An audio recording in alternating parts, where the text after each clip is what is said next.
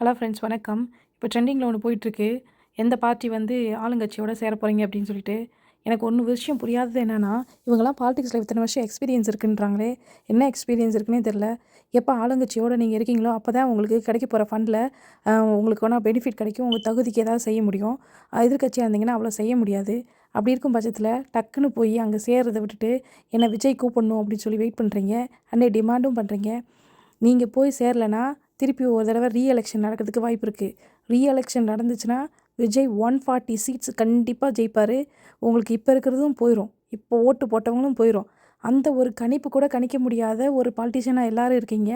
Demand வேற எனக்கு கால் பண்ணணும்னு கேட்குறீங்க. குறிப்பா வந்து விஜயகாந்த் கட்சியில இருக்கிறவங்கலாம் வந்து அ விஜய் எங்க வீட்டு பிள்ளன்னு சொல்றீங்க. அதுக்கு எதுக்கு நீங்க வெயிட் பண்றீங்கன்னு தெரியல. டக்குன்னு மூவ் ஆயிரலாம். பாலிடிக்ஸ பொறுத்தளவுல ஒரு கட்சி தாவுறது நீங்க ஒரு சாதாரணமான ஒரு விஷயமா தான் வச்சுருக்கீங்க. அப்புறம் எதுக்கு பயப்படுறீங்க?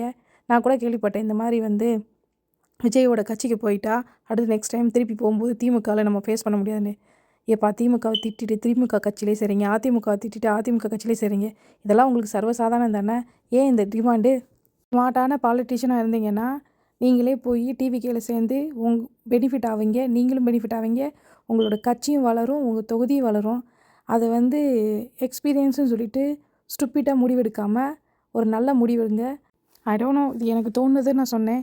என்ன மாதிரி நான் சொல்கிறது கரெக்ட்டுன்னு நீங்க யாராச்சும் ஃபீல் பண்ணீங்கன்னா, கமெண்ட்ல சொல்லுங்க. எஸ் கரெக்ட்டுன்னு.